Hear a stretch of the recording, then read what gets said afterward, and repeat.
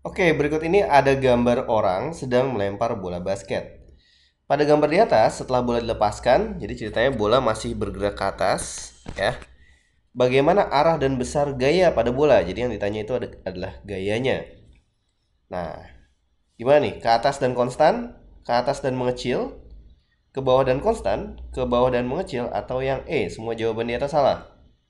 Oke. Untuk soal kayak gini banyak banget yang kejebak ya. Jadi sebagian besar orang kalau misalnya gue tanya soal kayak gini, jawabannya itu adalah yang B, ke atas dan mengecil. Nah, ketika gue tanya kenapa mikirnya kayak gitu, oh karena bolanya lagi gerak ke atas. Oh jadi karena bolanya bergerak ke atas, berarti kalau gitu gayanya juga ke atas. Nah ini salah ya. Oke. Jadi arah gerak bola sama arah gaya itu sebenarnya nggak ada hubungannya. Kalau kita lihat-lihat lagi, konsep gaya itu kan ada di mana sih? Di hukum Newton gitu kan. Berarti kita harus lihat lagi nih hukum Newtonnya gimana, ya.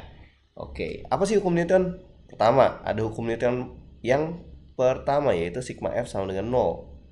Nah, sigma F sama dengan nol ini berlaku untuk dua kondisi. Kondisi pertama itu kalau bendanya gimana? Iya, yang pertama kalau bendanya diam. Yang kedua, kalau bendanya bergerak dengan kecepatan konstan. Nah, di hukum pertama aja udah kelihatan nih bahwa meskipun nggak ada gaya, ya dia bisa memiliki kecepatan konstan, gitu kan? Oke, ini hukum Newton yang pertama. Hukum Newton yang kedua apa? Sigma F sama dengan M kali A. Sorry, ini kurang jelas. Ya, sigma F itu sama dengan M kali A. Jadi gaya itu hubungannya itu bukan sama kecepatan, tapi sama apa ini namanya? Iya, sama percepatan gitu. Jadi benar kalau misalkan gayanya ke kanan, ya, percepatannya memang ke kanan juga ya, karena ini berhubungan nih. Ya, sorry, kalau sigma F-nya ke kanan ya, jumlah total gayanya itu ke kanan berarti A-nya ke kanan juga.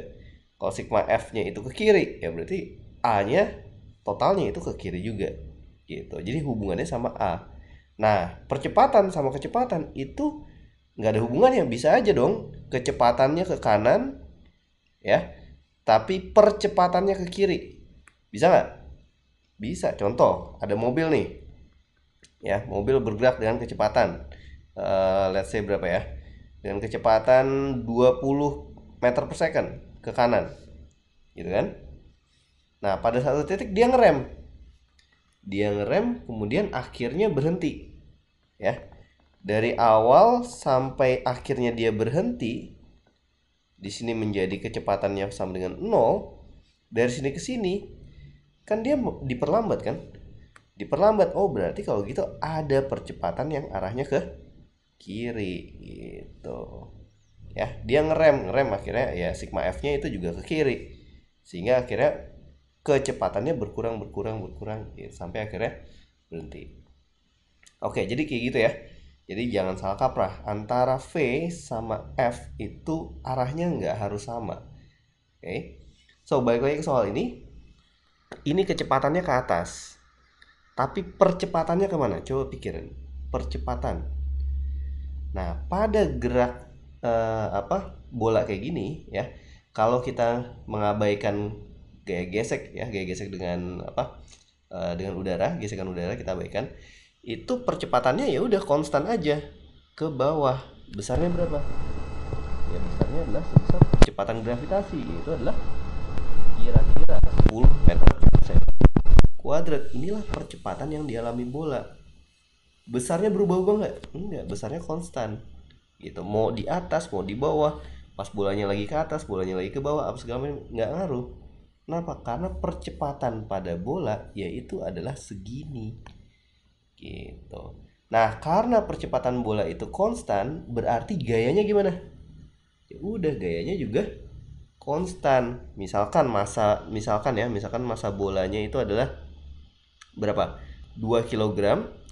Berarti kalau gitu gaya beratnya, ini kayak warna beda deh biar nggak bingung. Berarti kalau gitu gaya beratnya itu adalah 2 kali 10, yaitu adalah 20 Newton. Dan ini konstan kan, nggak berubah, dan arahnya selalu ke bawah gitu. Jadi jawaban yang benar yang mana? Iya, yang C.